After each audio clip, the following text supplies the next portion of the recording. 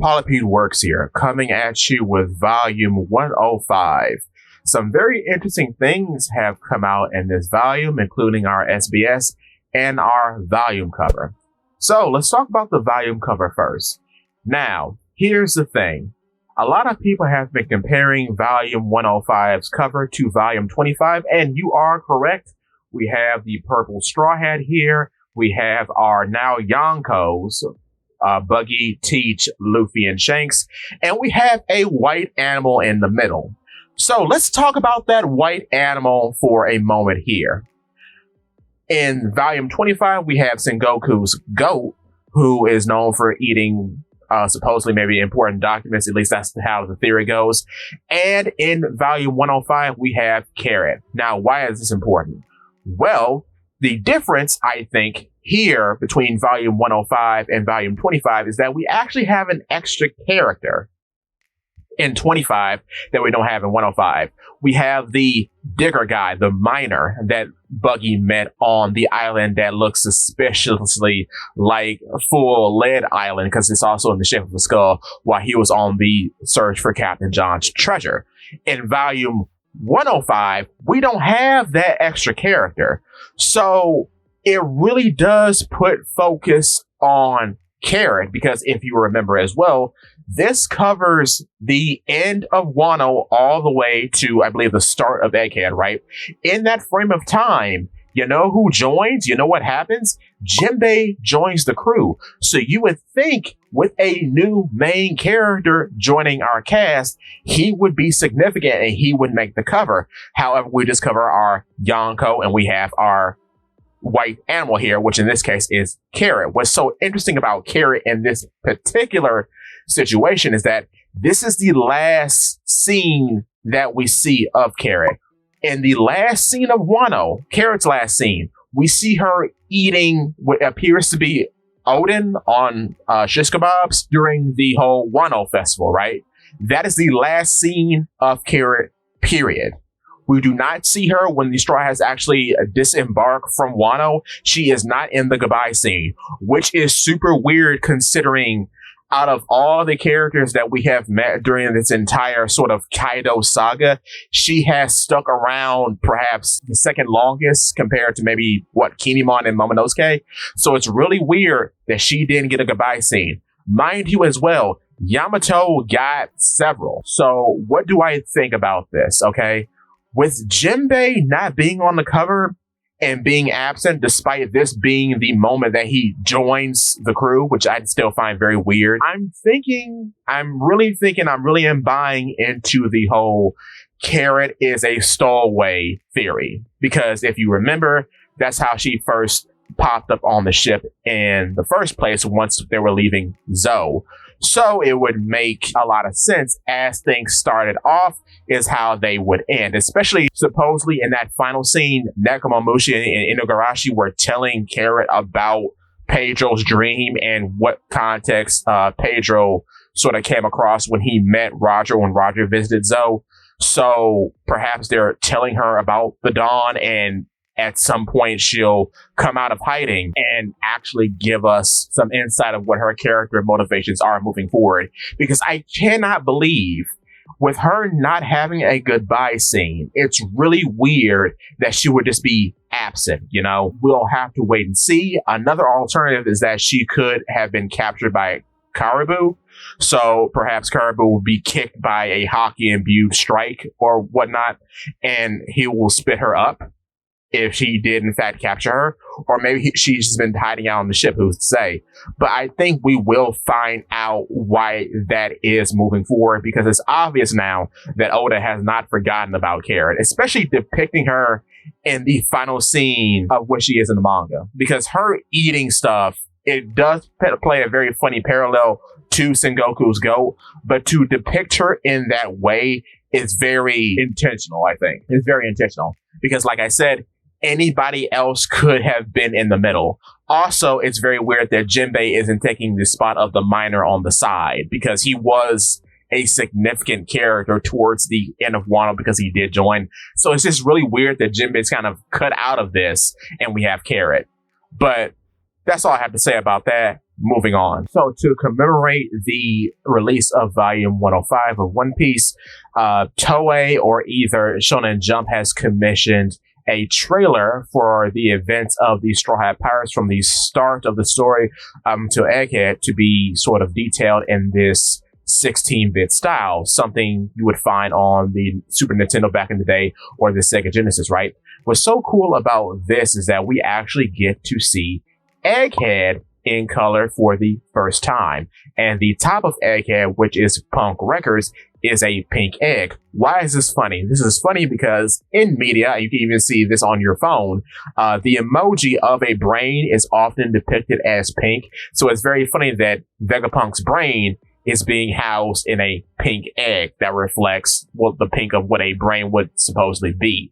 I find that extremely hilarious. But yeah, the animatic is done in such a cool style, very creative style. I think this is our first time ever getting a trailer for a volume, and it's even done as if it's on a computer screen, which makes a lot of sense given the whole theme of the arc that we're in now.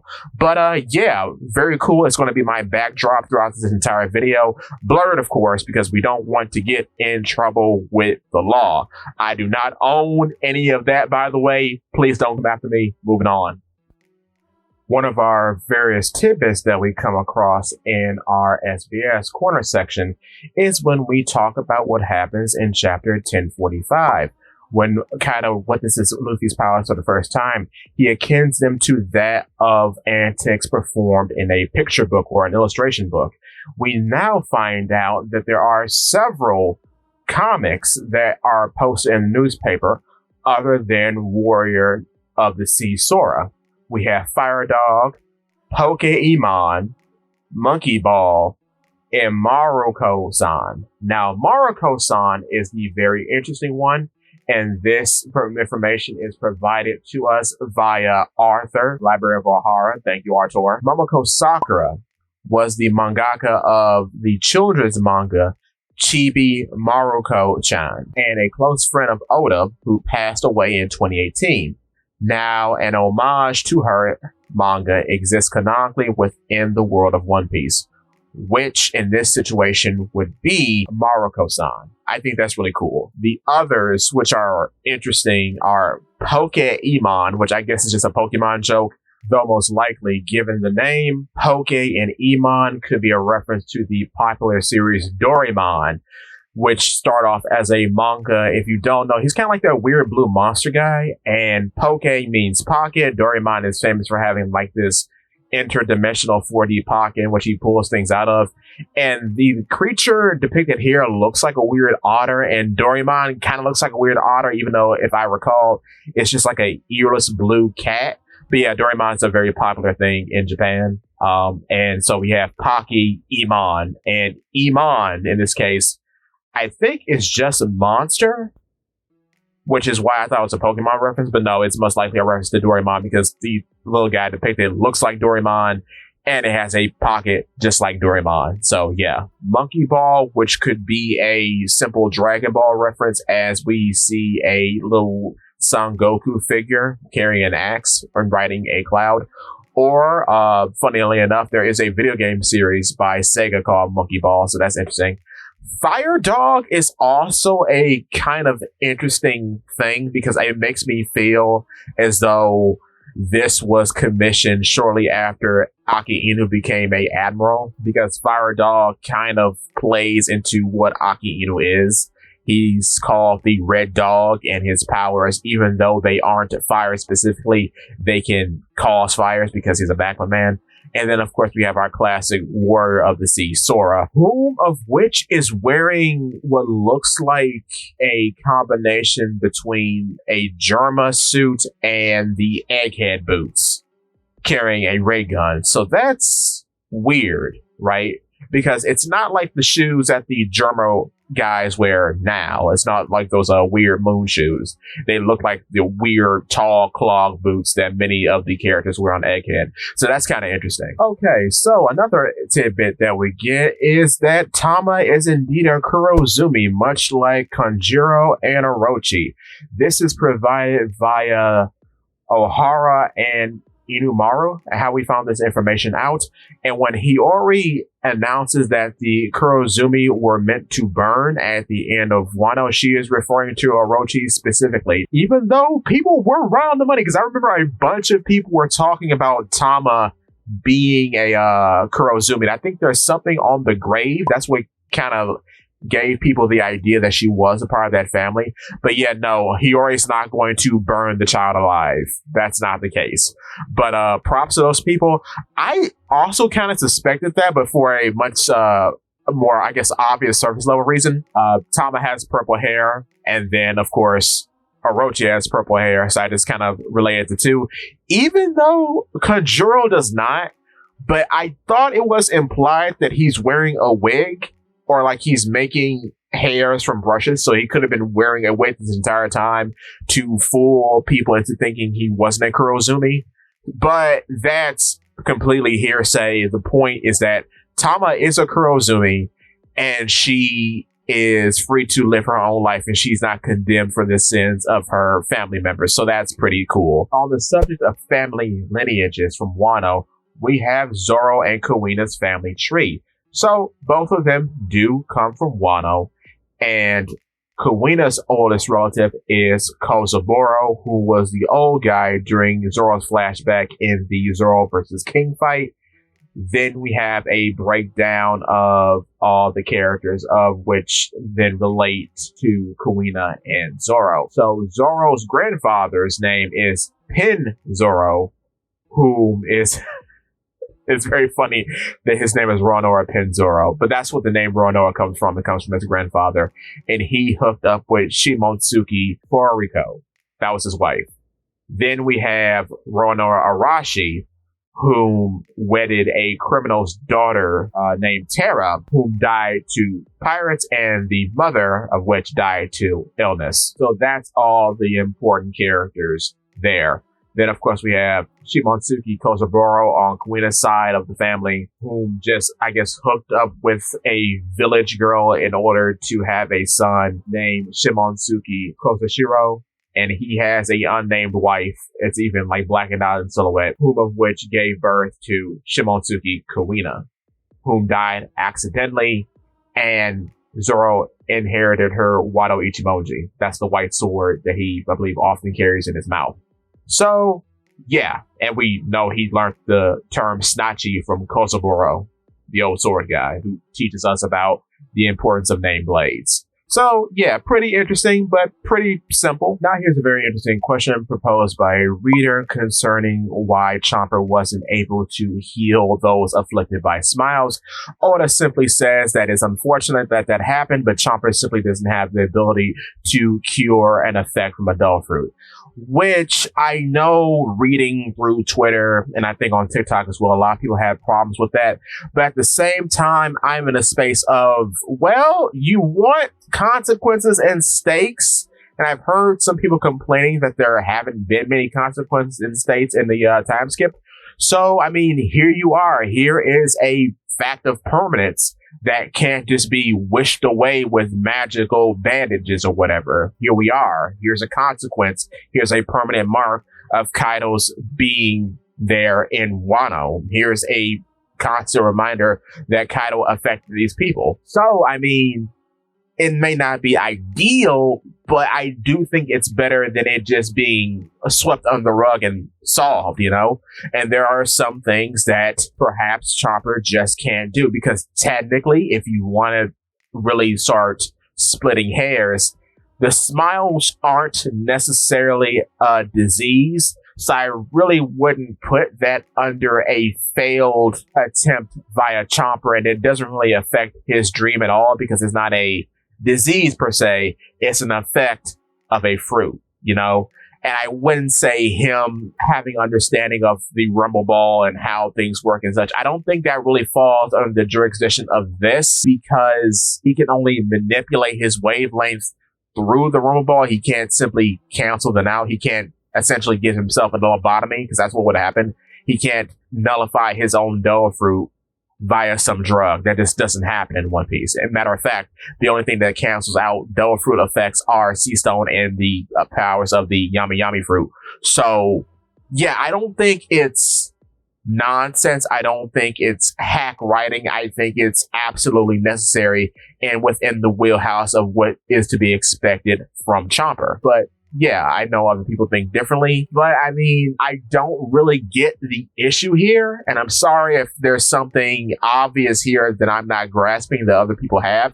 But yeah, I just don't see the issue. There are some things that Chomper just can't solve, and that makes the story interesting because now there are people who are permanently affected by the events that went on in Wano due to Kaido's influence. So yeah, now we even have Killer who has been permanently affected by Kaido's influence because he too has been given a smile. What's interesting about that too is that I don't know if you can eat two Doa fruits even after eating a smile, because one thing that was brought up on a TikTok video that I did see is that in the SBS, and I forget which one it was, the smile is supposed to turn Killer into an elephant. So it will be very interesting that even though that was a failed smile on Killer's part, that he didn't get a power, that they actually killed Jack, or Jack died during the events of Wano, or Onigashima rather, because we don't see him. We only see King and Queen after the fact. So if he died and Killer got his fruit, maybe my thinking is that the abomination that we see in the SBS, where he's like a weird elephant man thing, in which his head is the trunk and his little arms are sticking out the sides of the elephant body, maybe that does end up happening because the presence of the smile fruit in his body messes with the wavelength of the actual, like, legitimate ancient version of the elephant fruit, the mammoth fruit, and then you get this sort of rumble ball-esque transformation of having this horrible elephant creature. But we'll have to see. Another interesting question is brought up in its relation to Sanji's eyebrow, and what it said is this: I have a question. Sanji's eyebrow turned the opposite direction in chapter 1031 of volume 102, but in chapter 1044 of volume 103, it goes back to normal. How did this happen? Oa's answer is this: you have keen eyes. Indeed, the eyebrow was changing in those chapters. It'll take us back to Whole Cake Island. The Sanji siblings all have their lineage factors altered and thus are born with superhuman qualities and tough skin, known as an exoskeleton. However, due to the effort of his mother, Sanji was born as a normal human being. Let's take a look at Sanji's siblings' eyebrows. Like you see in Yonji's image, their eyebrows are all opposite of Sanji's and curved like a 66. But then the raid suit acted as a trigger that discovered the power of science inside of Sanji. That was the gist of the fight. Even before Sanji has this fascinating unnatural resistance to flame. Let's continue to watch him.